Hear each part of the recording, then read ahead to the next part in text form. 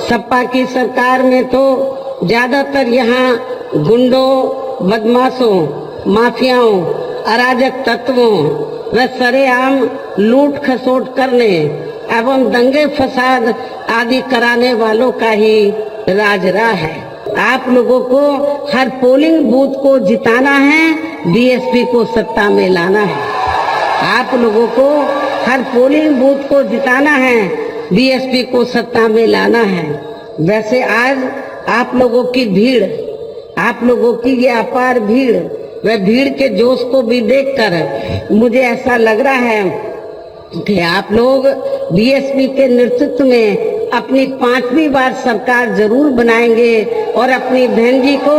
5वीं बार यूपी का मुख्यमंत्री जरूर बनाएंगे। कोरोना महामारी के दौरान तो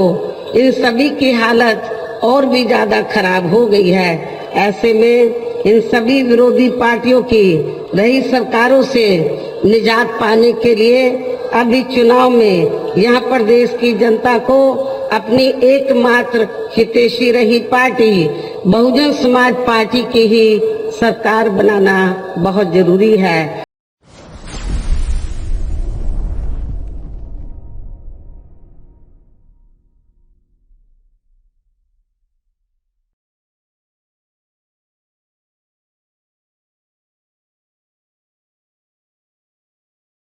मायावती जी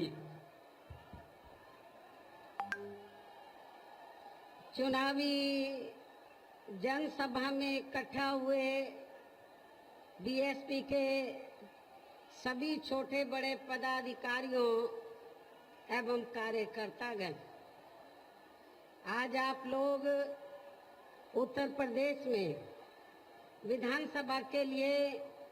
हो रहे आम चुनाव में कोरोना नियमों का पालन करते हुए अपनी पार्टी के बस्ती मंडल के उम्मीदवारों के समर्थन में मुझे सुनने के लिए यहाँ भारी संख्या में इकट्ठा हुए हैं, तो उसके लिए मैं आप सभी लोगों का हार्दिक दिल से आभार प्रकट करती हूँ। और अब मैं सबसे पहले अपनी पार्टी के संबंध में ये कहना चाहूंगी कि हमारी पार्टी यह चुनाव उत्तर प्रदेश की सभी विधानसभा की सीटों पर अकेले अपने बलबूते पर ही पूरी तैयारी व दमदारी के साथ यहाँ सन 2007 की तरह ही फिर से अपनी पार्टी की पूर्ण बहुमत की सरकार बनाने के लिए लड़ रही है, ताकि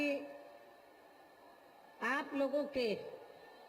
फिर से यहाँ बीएसपी के शासनकाल वाले आपके अच्छे दिन वापस आ सके। इसके साथ ही हमारी पार्टी ने पूर्व की तरह इस चुनाव में भी बीएसपी से जुड़ने की तादाद को ध्यान में रखकर फिर उसी अनुपात में ही यहाँ सर्व समाज के लोगों को टिकट भी दिए हैं। और अभी चुनाव में आप लोगों को अपना वोट कांग्रेस, बीजेपी, सपा व अन्य विरोधी पार्टियों को न देकर केवल अपनी एकमात्र हितैषी पार्टी बहुजन समाज पार्टी को ही देना क्यों जरूरी है, इसे आपको समझना होगा। हालांकि इस संदर्भ में आप लोगों को ये मालूम है कि आजादी के बाद शुरू में काफी लंबे समय तक केंद्र व उत्तर प्रदेश सहित देश के अधिकांश राज्यों में भी कांग्रेस पार्टी की ही अकेले यहाँ सरकारें रही हैं, किंतु इनकी गलत नीतियों व गलत कार्य प्रणाली की वजह से ही अब ये पार्टी केंद्र व काफी राज्यों के साथ साथ यहाँ के उत्तर प्रदेश की सत्ता से भी बाहर हो चुकी है। इसके साथ ही ये पार्टी जबरदस्त जातिवादी होने के कारण शुरू से ही हर मामले में खासकर यहाँ दलित, आदिवासी वे अन्य पिछड़ा वर्ग विरोधी पार्टी भी रही है और अभी भी है, जिस कारण केंद्र में रही इस पार्टी की सरकार ने इन वर्गों के मसीहा व भारतीय संविधान के मूल निर्माता परम पूज्य बाबा साहब डॉक्टर भीमराव अंबेडकर को भारत रत्न की उपाधि से भी सम्मानित नहीं किया है, जिसके लिए वो हर प्रकार से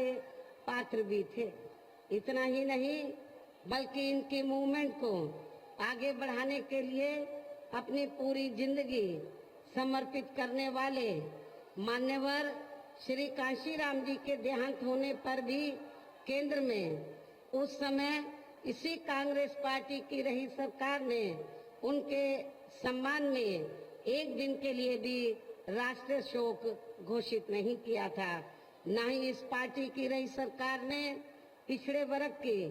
आरक्षण संबंधी मंडल कमीशन की रिपोर्ट को भी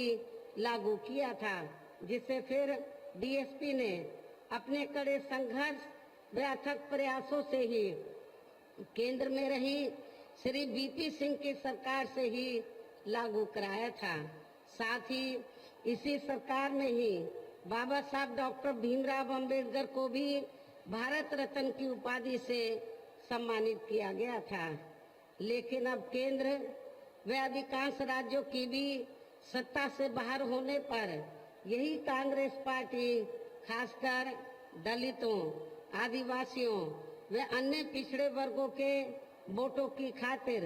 आए दिन किस्म किस्म की नाटकबाजी करती रहती है, जबकि इन वर्गों के व अन्य और मामलों में भी इस पार्टी की सच्चाई तो ये है कि कांग्रेस पार्टी जब सत्ता में आसीन होती है और इनके अच्छे दिन होते हैं तो तब फिर इस पार्टी को इन वर्गों का विकास व उत्थान आदि याद नहीं आता है तथा ना ही इनको महिलाओं की भी भागीदारी याद आती है। इतना ही नहीं बल्कि इस पार्टी के बाद खासकर यहाँ सपा व बीजेपी आदि की बनी सरकार में भी यूपी की जनता अधिकांश मामलों में काफी ज्यादा दुखी रही है, पीड़ित रही है। सपा की सरकार में तो ज्यादातर यहाँ गुंडों, बदमाशों, माफियाओं, अराजक तत्वों व सरेआम लूट खसोट करने एवं दंगे फसाद आदि कराने वालों का ही राज रहा है, जिसकी खास वजह से ही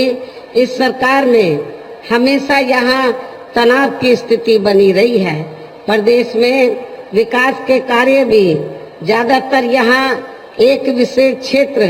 व एक विशेष समुदाय के लोगों तक ही सीमित होकर रह गए हैं। खासकर दलितों व अति पिछड़े वर्गों के लोगों को हमारी सरकार ने जो अनेकों सुविधाएं दी थी तो उन्हें भी सपा सरकार ने ज्यादातर खत्म कर दिया है। साथ ही इनके संतों, गुरुओं व महापुरुषों आदि के आदर सम्मान में हमारी सरकार द्वारा जनहित की अनेकों योजनाओं के व नए बनाए गए जिलों के तथा यूनिवर्सिटी व पार्क आदि के भी जो नाम रखे गए थे तो उन्हें भी अधिकांश सपा सरकार ने बदल दिया है। इस प्रकार से इनके प्रति ये है इनका प्रेम व सम्मान आदि। इसके साथ ही हमारी पार्टी तो इन मामलों को लेकर ये भी सोचकर चल रही थी कि सपा सरकार के हटने के बाद शायद बीजेपी की सरकार सपा के इन फैसलों को जरूर बदल देगी,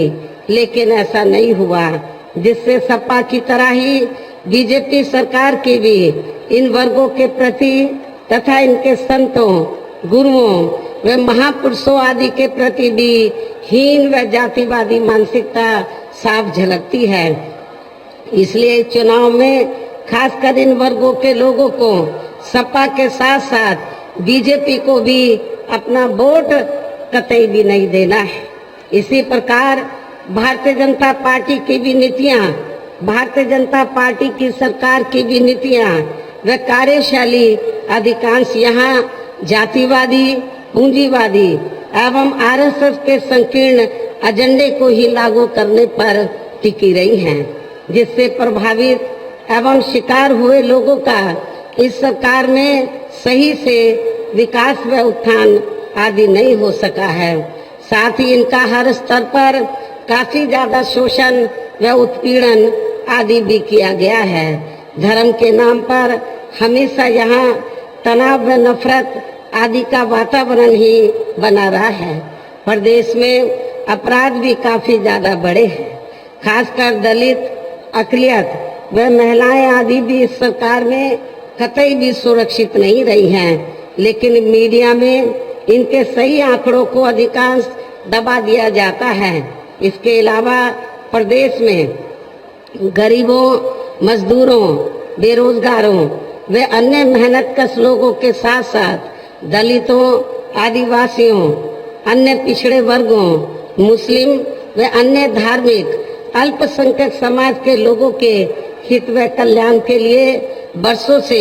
जो भी यहाँ सरकारी योजनाएं चल रही थी तो उनका भी इन्हें वर्तमान भाजपा सरकार में सही से पूरा लाभ नहीं मिल पा रहा है। साथ ही दलितों व पिछड़ों को भी अब आरक्षण का पूरा लाभ नहीं मिल पा रहा है, क्योंकि अब इस सरकार में भी ज्यादातर सरकारी कार्य प्राइवेट सेक्टर के जरिए ही कराए जा रहे हैं, जिसमें इनके लिए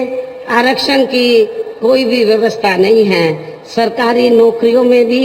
इनका आरक्षण का कोटा पूरा नहीं किया जा रहा है। मुस्लिम व अन्य धार्मिक अल्पसंख्यक समाज के लोगों के साथ तो बीजेपी की सरकार में अधिकांश यहाँ सोतेला व पक्षपात वाला रवैया ही अपनाया जा रहा है। बहन कुमारी मायावती जी चुनावी जनसभा में इकट्ठा उन्हें भी अधिकांश सपा सरकार आर्थिक नीतियों के कारण यहाँ गरीबी, बेरोजगारी व महंगाई आदि भी काफी ज्यादा बढ़ी है। इसके साथ साथ उत्तर प्रदेश सहित पूरे देश के किसान भी केंद्र सरकार की गलत नीतियों के कारण काफी ज्यादा दुखी व परेशान रहा है और अभी भी है। साथ ही प्रदेश में बेरोजगार लोगों को रोजगार नहीं मिलने के कारण ही ज्यादातर इनको इस सरकार में भी, भाजपा सरकार में भी पलायन करना पड़ा है। जबकि इस मामले में मैं आप लोगों को ये बताना चाहती हूँ, जब बीएसपी के नेतृत्व में 4 बार यहाँ सरकार रही तो मेरी सरकार में पलायन करना तो बहुत दूर की बात रही, बल्कि जो पलायन करके चले गए थे वो भी यहाँ पर वापस आ गए थे। बड़े पैमाने पर लोगों को रोटी रोजी के साधन मिले और मैं आप लोगों को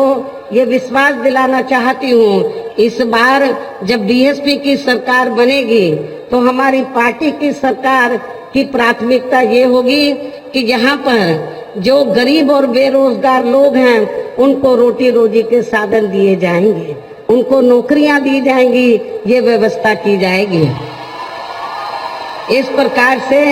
इन सभी विरोधी पार्टियों की रही सरकारों में शुरू से ही यहाँ यूपी की जनता काफी ज्यादा दुखी व परेशान रही है।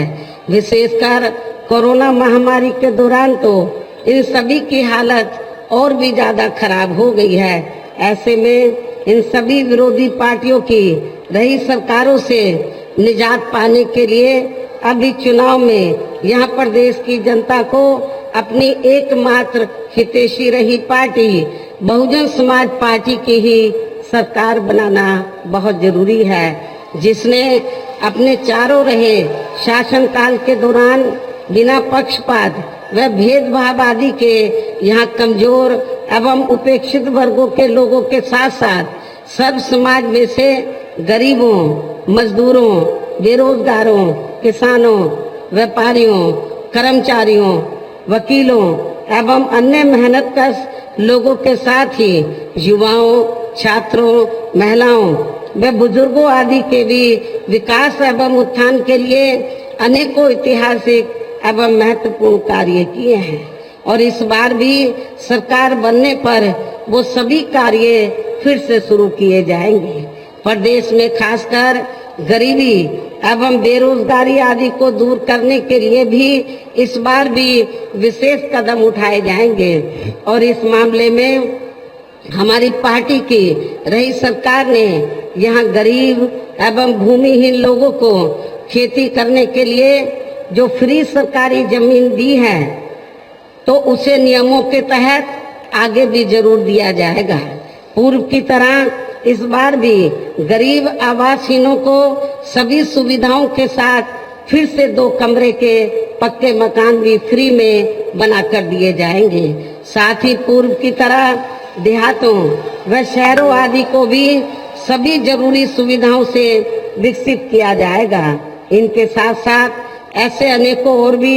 ऐतिहासिक कार्य किए जाएंगे जो सरकार बनने पर फिर से यहाँ किए जाएंगे। ऐसे जो हमने ऐतिहासिक कार्य किए हैं तो जब बीएसपी की यहाँ सरकार बनेगी तो वो फिर इस बार तो वो कार्य फिर से शुरू किए जाएंगे। साथ ही किसानों को भी किसी भी मामले में निराश नहीं होने दिया जाएगा। इतना ही नहीं बल्कि बीएसपी की रही सरकार में ही दलित एवं अन्य पिछड़े वर्गों में जन्मे अपने महान संतों, गुरुओं व महापुरुषों आदि को भी विभिन्न रूपों में जो पूरा आदर सम्मान दिया गया है वो इस बार भी उनके सम्मान में कोई कमी नहीं आने दी जाएगी। आप लोगों को ये मालूम है आजादी के बाद यह बहुत सी पार्टियों की सरकारें बनी लेकिन किसी ने भी आपके संतों, गुरुओं और महापुरुषों को आदर सम्मान नहीं दिया है। बीएसपी की देश में ये पहली सरकार थी जिसने पूरा उनको आदर सम्मान दिया है और उनके आदर सम्मान में आगे भी कोई कमी नहीं आने दी जाएगी। इसके अलावा आपके बस्ती मंडल की जो भी यहाँ स्थानीय समस्याएं होंगी तो उन्हें भी दूर करने का पूरा प्रयास किया जाएगा। इसके साथ साथ केंद्र व यूपी सरकार के भी विवादित नियमों व कानूनों को यहाँ लागू नहीं होने दिया जाएगा। इसके साथ ही बीएसपी की सरकार बनने पर यहाँ बीजेपी व सपा आदि के शासनकाल की तरह कानून व्यवस्था को किसी भी कीमत पर खराब व लचर नहीं होने दिया जाएगा तथा हर स्तर पर यहाँ कानून द्वारा कानून का राज ही कायम किया जाएगा। जाति व धर्म के आधार पर यहाँ लोगों का किसी भी प्रकार से शोषण व उत्पीड़न आदि नहीं होने दिया जाएगा जैसा कि वर्तमान भाजपा सरकार में हो रहा है। खासकर कानून व्यवस्था को बेहतरीन बनाने के लिए विशेष अभियान के तहत जाति व दलगत राजनीति से ऊपर उठकर यहाँ गुंडों, बदमाशों, माफियाओं व अन्य आपराधिक एवं अराजक तत्वों को भी जेल की सलाखों के अंदर ही भेजा जाएगा, जहां मेरी सरकार में इनकी जेल के बाहर नहीं बल्कि जेल के अंदर ही सही जगह होती है। इतना ही नहीं बल्कि वर्तमान भाजपा सरकार ने जाति, धर्म व राजनीतिक द्वेष की भावना के तहत जिन लोगों को खासकर धरना प्रदर्शन आदि के नाम पर जबरदस्ती गलत धाराओं में फंसा के उन पर अनेकों केस चलाए हुए हैं तो उन मामलों की भी सही से जांच करा के उनके केस भी खत्म कर दिए जाएंगे। इसके साथ साथ प्रदेश में खासकर शिक्षा के क्षेत्र में व अन्य और विभागों के भी कर्मचारी जो आए दिन अपनी मांगों को लेकर धरना प्रदर्शन एवं हड़ताल आदि करते रहते हैं तो उन सभी मामलों को निपटाने के लिए एक आयोग का गठन किया जाएगा और उनकी सही मांगों को मान लिया जाएगा, जिसमें कर्मचारियों की पुरानी पेंशन योजना को भी लागू किया जाएगा। ये भी मैं आपको कर्मचारियों को बताना चाहती हूँ। इनके अलावा सर्वजन हिताय व सर्वजन सुखाय को लेकर अन्य और भी जरूरी कार्य किए जाएंगे, लेकिन ये सभी कार्य करने के लिए इस चुनाव में यहाँ बीएसपी को सत्ता में लाना बहुत जरूरी है, जिसके लिए पार्टी के लोगों को वोट पड़ने तक यहाँ सभी विरोधी पार्टियों के साम दाम दंड भेद आदि हथकंडों से भी जरूर सावधान रहना है। और इस मामले में विरोधी पार्टियां चुनाव होने से कुछ समय पहले व चुनाव के दौरान भी अपने पक्ष में हवा बनाने के लिए खासकर मीडिया व ओपिनियन पोल एवं सर्वे आदि का जो बड़े पैमाने पर गलत इस्तेमाल करती हैं, तो उससे आप लोगों को बिल्कुल भी गुमराह नहीं होना है। जैसे सन 2007 के हुए विधानसभा चुनाव में उस समय मीडिया में जो बीएसपी को लेकर ओपिनियन पोल व सर्वे आदि दिखाए गए थे, तो वो गलत साबित हुए थे। इस बार भी आप लोगों को गलत साबित करके दिखाना है, ये भी मैं आप लोगों को बताना चाहती हूँ। इतना ही नहीं बल्कि यहाँ हो रहे आम चुनाव, इतना ही नहीं मैं आप लोगों को ये भी बताना चाहती हूँ कि इसके साथ ही यहाँ मैं ये भी कहना चाहती हूँ कि जब से पश्चिमी यूपी के क्योंकि आप लोगों को मालूम है यूपी में 7 चरणों में चुनाव हो रहा है, जिसकी शुरुआत पश्चिमी यूपी से हुई है। और जब से पश्चिमी यूपी के बारे में बीएसपी की दलितों व मुसलमानों की स्थिति को लेकर भारत सरकार के माननीय गृह मंत्री जी ने एक अपने इंटरव्यू में जो एक सवाल जवाब में जो कुछ कहा है, तो तब से यहाँ मीडिया व विरोधी पार्टियों ने भी फिर से ये रागना शुरू कर दिया है कि बीएसपी बीजेपी की बी टीम है, जिसमें रत्ती भर भी सच्चाई नहीं है। और यदि बीएसपी बीजेपी की बी टीम होती तो फिर सपा ने यहाँ एक बार विधानसभा का व दूसरी बार लोकसभा का आम चुनाव बीएसपी के साथ मिलकर क्यों लड़ा था। इस बारे में मीडिया व सपा भी जनता को जरूर बताए। इतना ही नहीं बल्कि अपनी पारिवारिक व राजनीतिक स्वार्थ के लिए आपसी रिश्तों व मेल मिलाप तथा संसद के भीतर देश व दुनिया के सामने जब श्री मुलायम सिंह यादव के भाजपा को जीत का आशीर्वाद देने आदि को थोड़ी देर के लिए भुला भी दिया जाए, आदि को देने के लिए थोड़ी देर के लिए भुला भी दिया जाए, तो भी खासकर श्री मुलायम सिंह यादव का सन 1977 में बीजेपी के साथ यूपी की सरकार में बने रहना तथा श्री कल्याण सिंह के साथ उनका गले मिलना तथा सन 2003 में मेरे सरकार छोड़ने के बाद बीजेपी के सहयोग से यूपी की सत्ता में अचानक आ जाना, यहाँ के लोग कैसे भुला सकते हैं। इसके साथ साथ सपा की तरह ही कांग्रेस पार्टी ने भी यहाँ विधानसभा का आम चुनाव एक बार बीएसपी के साथ मिलकर क्यों लड़ा था तथा केंद्र में भी अपनी सरकार के लिए कई बार बीएसपी का समर्थन क्यों लिया था। इस बारे में भी मीडिया व कांग्रेस पार्टी भी जनता को जरूर बताए, जिससे ये साफ जाहिर होता है कि यदि इनका बीएसपी से स्वार्थ सिद्ध होता है तो बीएसपी बीजेपी की बी टीम नहीं है, और यदि नहीं होता है तो फिर ये लोग बीएसपी को बीजेपी की बी टीम बताते हैं। ये सब इनकी घिनौनी राजनीति नहीं है तो और क्या है। ये सब कहना इनकी लोमड़ी की उस कहावत की तरह है कि अंगूर खट्टे हैं, जबकि इस मामले में सच्चाई तो ये है कि बीएसपी एक नेशनल लेवल की पार्टी है और ना ही हमारी पार्टी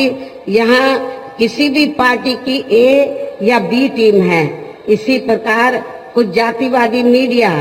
खासकर दलितों को गुमराह करने के लिए अक्सर ये भी दर्शाता रहता है कि आपकी बहन जी जहाँ पर दलितों का उत्पीड़न होता है वहाँ पर क्यों नहीं जाती है, जबकि कांग्रेस की यूपी की प्रभारी वहाँ जाती है। लेकिन उनको मैं ये भी बताना चाहती हूँ कि मैं अपनी पार्टी की श्रीमती सोनिया गांधी की तरह राष्ट्रीय अध्यक्ष भी हूँ, और इस संबंध में यहाँ मैं मीडिया से ये भी पूछना चाहती हूँ, क्या सोनिया गांधी कभी ऐसे मौकों पर यहाँ आई है? मैं समझती हूँ नहीं आई है। इसके साथ ही यहाँ मैं इनको ये भी बताना चाहती हूँ कि हमारी पार्टी ने कांग्रेस की यूपी की प्रभारी की तरह यहाँ बड़ी संख्या में ऐसे पदाधिकारी तैयार कर दिए हैं जो दलितों पर अत्याचार होते ही तुरंत वहाँ उनकी मदद के लिए पहुँच जाते हैं और वे कांग्रेस व अन्य पार्टियों की तरह मीडिया में जाकर नाटकबाजी नहीं करते हैं। जबकि इस मामले में कांग्रेस पार्टी की हकीकत तो ये है कि जिस पार्टी ने इन वर्गों के मसीहा बाबा साहब डॉक्टर भीमराव अम्बेडकर को कभी भी आदर सम्मान नहीं दिया है, जिसका मैं शुरू में ही काफी कुछ जिक्र कर चुकी हूँ, तो वो पार्टी कभी भी इन वर्गों की हितैषी व शुभ चिंतकारी नहीं हो सकती है। इसलिए आप लोगों को इस चुनाव में खासकर जातिवादी मीडिया व ऐसे दोहरे चरित्र रखने वाली पार्टियों से भी जरूर आप लोगों को सावधान रहना है। इतना ही नहीं बल्कि यह हो रहे विधानसभा आम चुनाव को प्रभावित करने के षड्यंत्र के तहत कभी आतंकवाद के नाम पर व कभी महाराष्ट्र में चल रही जांच एजेंसियों की गतिविधियों को भी लेकर जो कुछ हो रहा है यह अति दुर्भाग्यपूर्ण है। आप लोगों को इनसे भी बिल्कुल गुमराह नहीं होना है। इसके साथ ही पूर्व की तरह इस चुनाव में भी विरोधी पार्टियों ने विभिन्न रूपों में जो अपने हवाई व प्रलोभन भरे चुनावी घोषणा पत्र आदि जारी किए हैं, जिन्हें सत्ता में आने के बाद ये पार्टियां अधिकांश अमल में नहीं लाती हैं, तो उनके बहकावे में भी आपको कतई नहीं आना है, जिन पर से अब जनता का काफी हद तक विश्वास ही उतर गया है। इसलिए इस मामले में बीएसपी किसी भी चुनाव में विरोधी पार्टियों की तरह अपना कोई भी चुनावी घोषणा पत्र आदि जारी नहीं करती है। वैसे भी बीएसपी कहने में बहुत कम बल्कि कार्य करके दिखाने में ही ज्यादा विश्वास रखती है और ऐसा हमने यहाँ यूपी में अपनी चारों रही सरकारों के दौरान करके भी दिखाया है। इसके साथ ही हमारी पार्टी की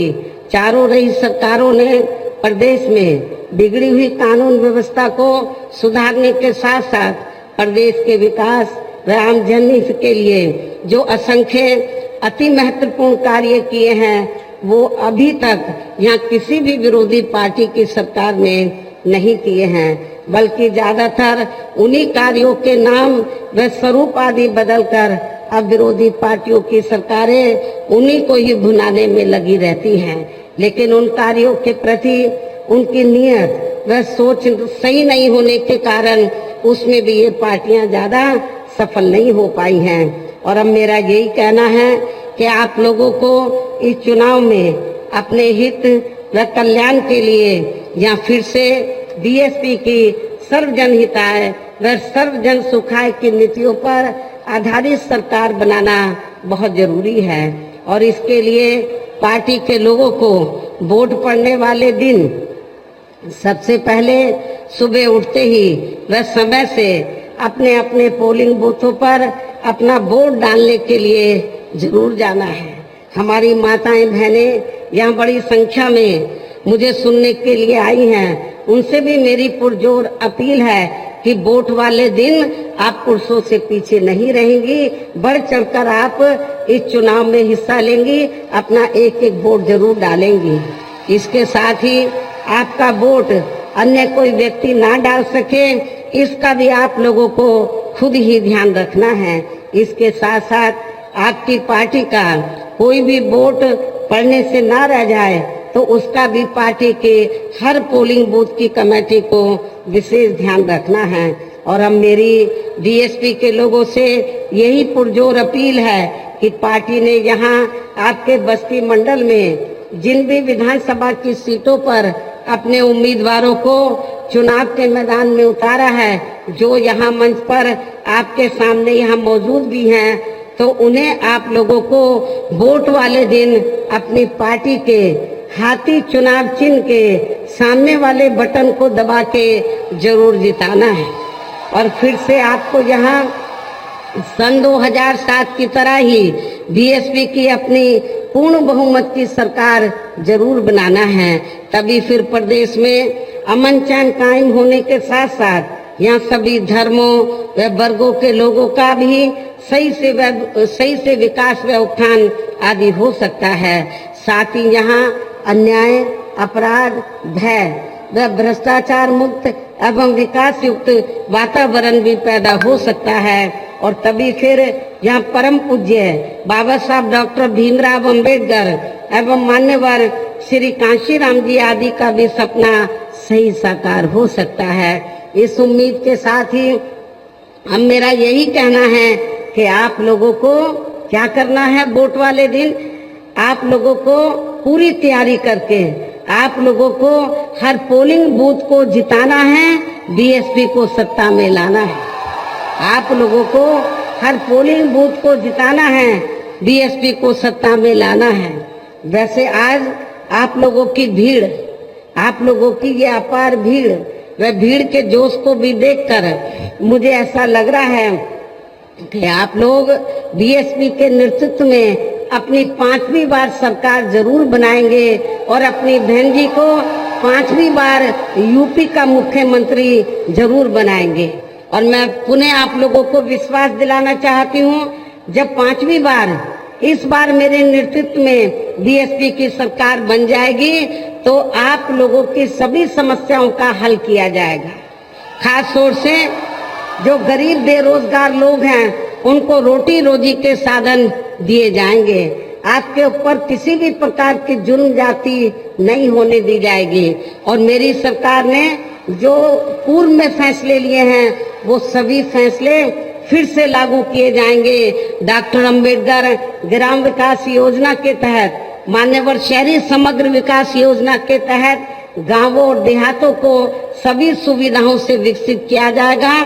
उन देहातों को और शहरों को प्राथमिकता के आधार पर विकसित किया जाएगा जहां पर वीकर सेक्शन के लोग रहते हैं, गरीब व वीकर सेक्शन के लोग रहते हैं। ये भी मैं आप लोगों को विश्वास दिलाना चाहती हूँ। मुझे पूरी उम्मीद है कि आप लोग बस्ती मंडल से इस बार अपनी पार्टी का जरूर अच्छा रिजल्ट लाएंगे। इस विश्वास के साथ ही अब मैं पुनः अपनी पार्टी के बस्ती मंडल के सभी उम्मीदवारों को जिताने की पुरजोर अपील करते हुए अपनी बात यहीं समाप्त करती हूँ। जय भीम, जय भारत।